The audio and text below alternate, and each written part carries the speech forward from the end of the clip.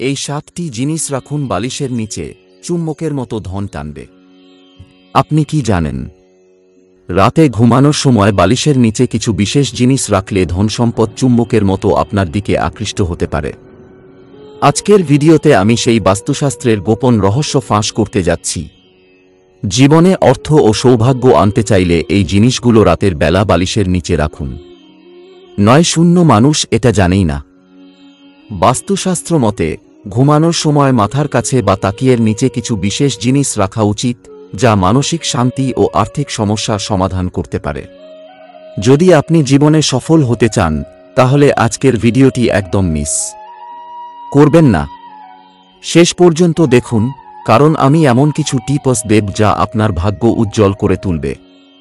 তাহলে চলুন জেনে নিন সেই জিনিসগুলোর ব্যাপারে। তবে তার আগে, যদি আপনিও চান যে লক্ষ্মী মাতার আশীর্বাদ সবসময় আপনার সঙ্গে থাকুক, তাহলে এই ভিডিওটিকে একটি লাইক করুন, চ্যানেলটি সাবস্ক্রাইব করুন এবং কমেন্ট বক্সে জয় মা লক্ষ্মী লিখুন। 1. মুদ্রা। বাস্তুশাস্ত্র অনুযায়ী, যদি কোনো রোগ আপনাকে দীর্ঘদিন ধরে কষ্ট দিচ্ছে এবং আপনার অসুস্থতা দীর্ঘস্থায়ী হয়ে গেছে, তাহলে ঘুমানোর সময় পূর্ব দিকে তাকিয়ে নিচে একটি সিক্কা, মুদ্রা রেখে ঘুমান।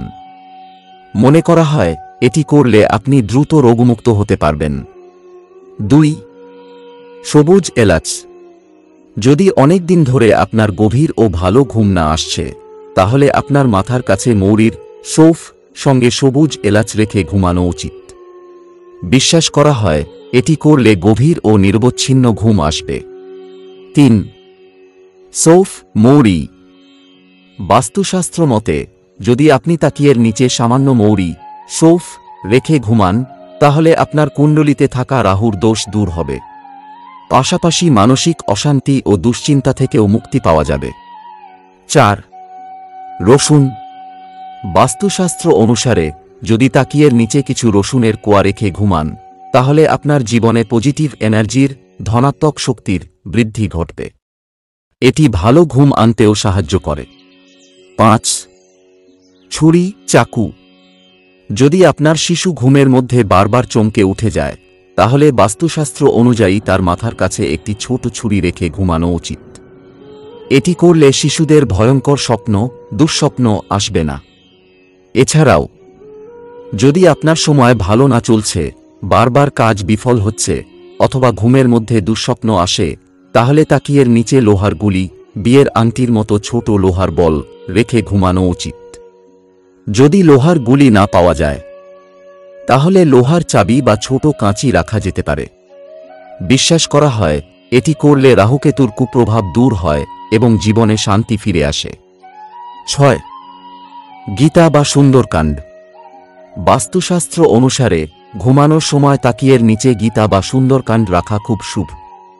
সকালে উঠে গীতা বা সুন্দরকাণ্ড পাঠ করলে মন শান্ত থাকে এবং ইতিবাচক শক্তির বৃদ্ধি ঘটে।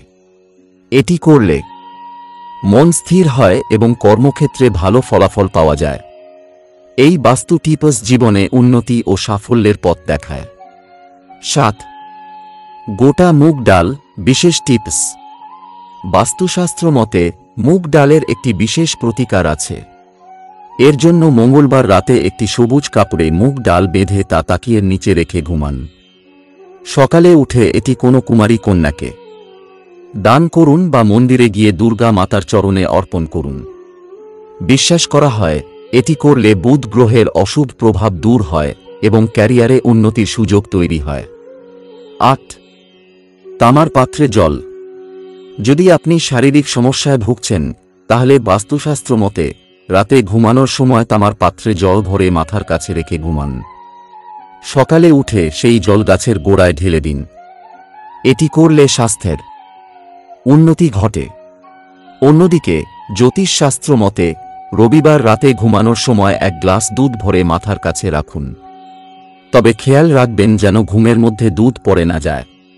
সকালে উঠে এই দুধ বাবুল গাছের কাঁটাযুক্ত গাছ গোড়ায় ঢেলে দিন। বিশ্বাস করা হয় এটি করলে অর্থনৈতিক সমস্যার সমাধান হয়। 9. সিঁদুর। বাস্তুশাস্ত্র অনুসারে এই প্রতিকারটি সোমবার করা সবচেয়ে শুভ। সোমবার রাতে তাকিয়ের নিচে এক ছোট্ট সিঁদুরের কৌটো রেখে ঘুমান। সকালে উঠে এই সিঁদুরটি হনুমানজিকে অর্পণ করুন। এটি করলে মঙ্গল দোষ দূর হয় এবং কর্মক্ষেত্রে সাফল্য আসে। 10 মূলা। বাস্তুশাস্ত্র অনুসারে যদি রাহু গ্রহ কুণ্ডলীর পঞ্চম ঘরে থাকে এবং সন্তান সুখে সমস্যা তৈরি করে, তাহলে 4 দিন ধরে প্রতি রাতে 5টি মূলা স্ত্রীর মাথার কাছে রেখে ঘুমান। সকালে উঠে এই মূলাগুলি শিব মন্দিরে রেখে দিন। এটি করলে সন্তান হওয়ার সম্ভাবনা বাড়ে এবং দুঃস্বপ্ন দেখা বন্ধ হয়। 1 মানসিক শান্তির জন্য সুগন্ধি ফুল। বাস্তুশাস্ত্র মতে ঘুমানোর আগে তাকিয়ের নিচে সুগন্ধি ফুল রাখা উচিত। যদি ফুল না থাকে তবে পরিষ্কার কাপড়ে সুগন্ধি লাগিয়ে তাকিয়ের নিচে রাখতে পারেন। এটি করলে শুক্র গ্রহের শক্তি বৃদ্ধি পায়, ভালো ঘুম হয়, মানসিক চাপ কমে এবং দাম্পত্য জীবনে সুখ বৃদ্ধি পায়। 2 মজুর পেক। বাস্তুশাস্ত্রে মজুর পেক খুব শুভ বলে ধরা হয়। এটি বাড়িতে রাখলে বিভিন্ন ধরনের আর্থিক সমস্যার সমাধান হয়। জ্যোতিষ মতে ঘুমানোর সময় যদি তাকিয়ের নিচে মজুর পেক রাখা হয়, তাহলে জীবনের সব ধনসম্পদ সংক্রান্ত সমস্যা দূর হতে শুরু করে। এছাড়া সকালে উঠে প্রথমেই ময়ূর পেখের দর্শন করলে শুভ ফল পাওয়া যায় এবং ইতিবাচক শক্তি বৃদ্ধি পায়। 3 তুলসী পাতা। হিন্দু ধর্মে তুলসী পাতাকে অত্যন্ত পবিত্র বলে মনে করা হয় এবং এটি বহু ঔষধি গুণসম্পন্ন। জ্যোতিষ মতে যদি ঘুমানোর সময় তাকিয়ের নিচে তুলসী পাতা রাখা হয়, তাহলে জীবনে ইতিবাচক শক্তি বজায় থাকে এবং মনোযোগ বৃদ্ধি পায়। সকালে উঠে এই তুলসী পাতা খেলে নেতিবাচক শক্তি থেকে মুক্তি পাওয়া যায় এবং অর্থ বৃদ্ধি হয়। তবে কখনো সূর্যাস্তের পর তুলসী পাতা ছেঁড়া উচিত নয়।